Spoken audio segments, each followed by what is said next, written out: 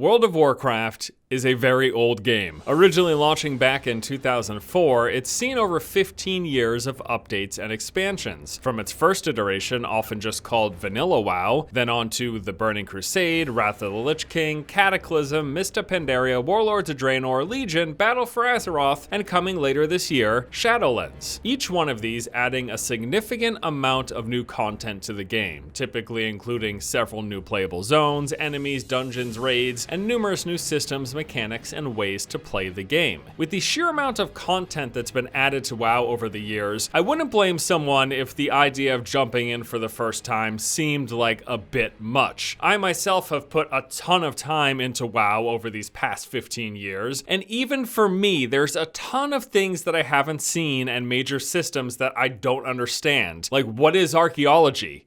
You know what? Don't answer that.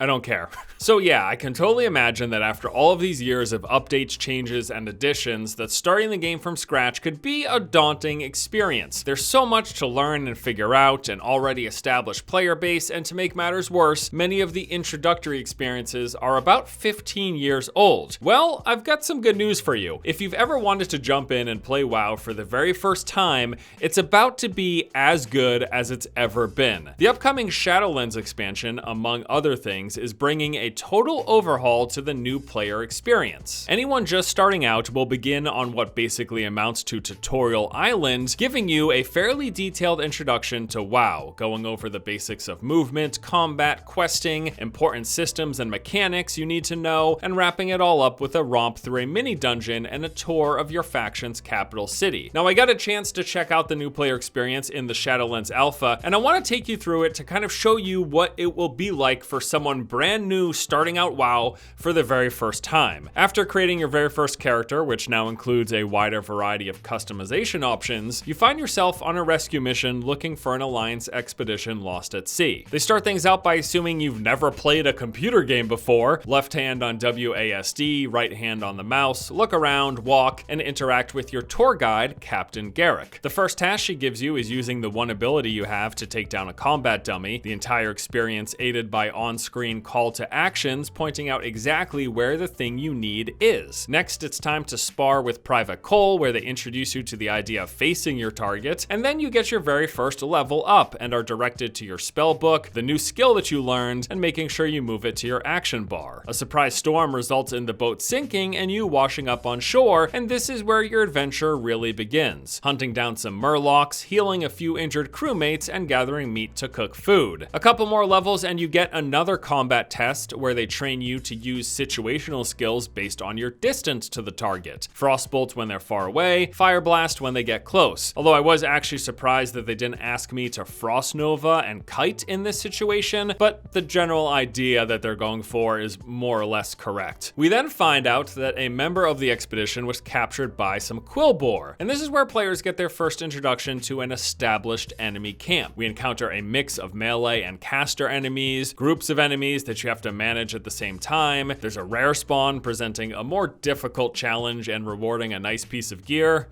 Nice.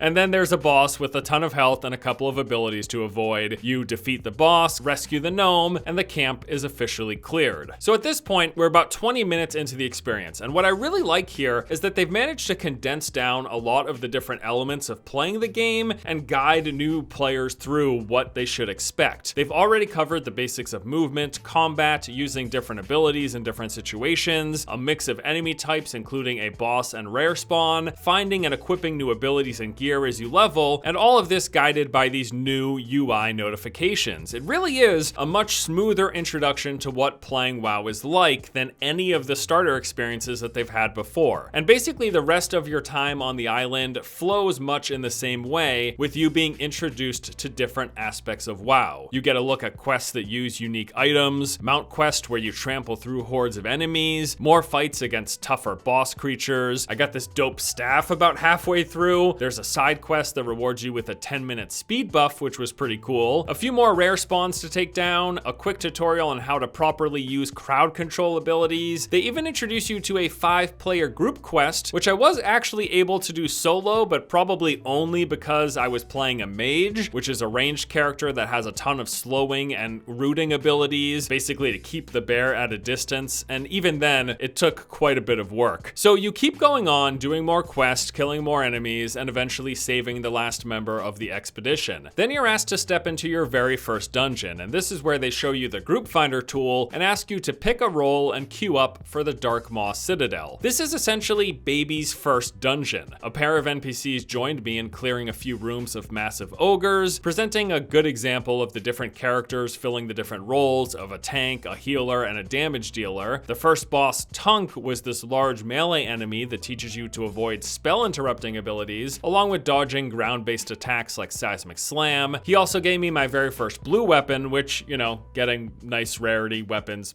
always feels good in these games. We then clear our way up to this pavilion for a showdown with the final boss. It starts off with us fighting Gorgroth, a caster who periodically summons unstable shadows, forcing you to move, and then sacrifices himself to resurrect Rivenir, an undead dragon with a few cone attacks to dodge and an AoE knockback effect. Overall, the whole dungeon took about 7 minutes in length, which is pretty short, but like everything else in this experience, it was a nice basic introduction to the game's mechanics. From here, you jump on a griffin and make your way to the Alliance capital city of Stormwind. This is where they show you how to interact with guards to find the things you need. You're given your first mount and taught about combat specializations, as well as setting your Hearthstone. And then you're officially done with the introduction and are asked to jump straight into Battle for Azeroth. Now, this is a really interesting point, because typically in the past, if you were a new player, you'd make your character, you'd go through the basic introduction of whatever race and faction that you picked, and then at a certain point you would get to pick wherever you wanted to level through all of the different expansions that have ever existed in WoW. Like, you could just level at a bunch of different locations essentially. But with this method now, you're going straight into Battle for Azeroth, which is interesting because overall it is considered a fairly bad expansion. Like, that seems to be the general consensus. However, I will say that most of those complaints are really focused around the end game progression systems, things like Azerite and reputation farming,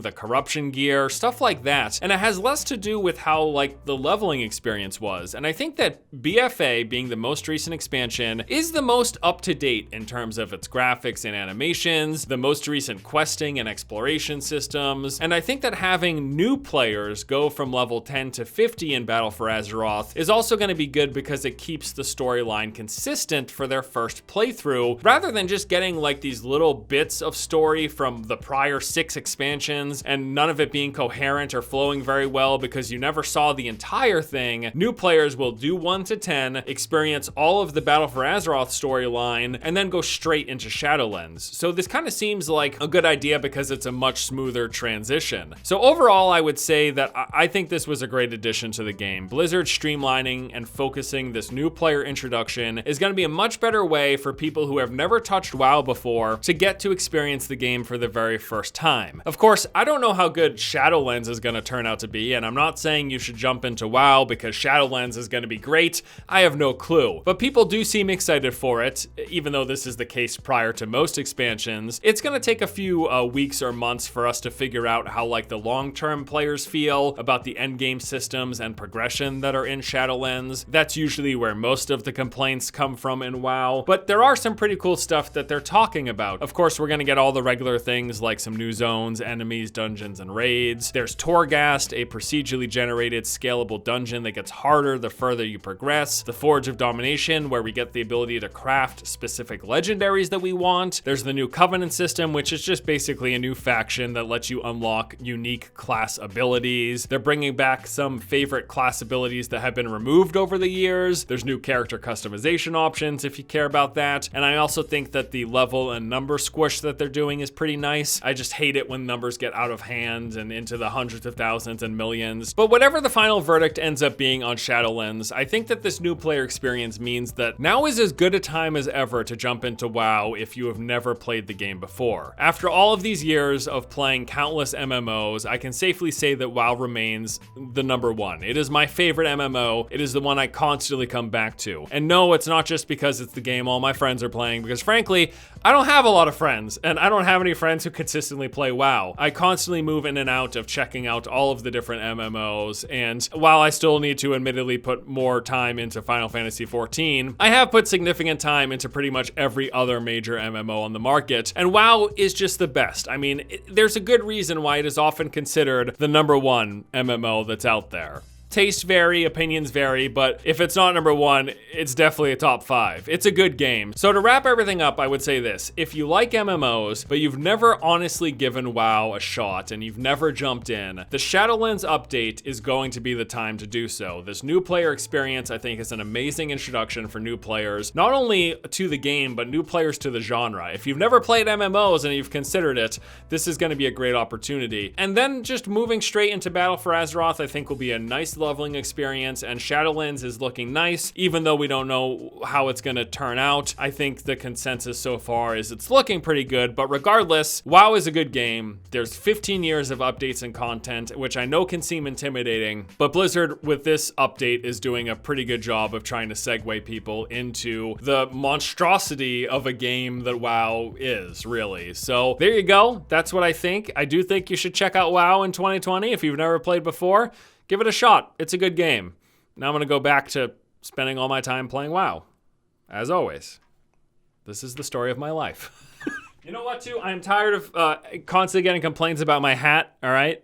People keep saying, "Force, you look like a hobo. Get rid of that hat. Why is all that lint?" First of all, it's not lint. It's just little balls of... Is that lint? I don't know. But fine. You know what? You don't want this hat anymore? Fine. There. You happy?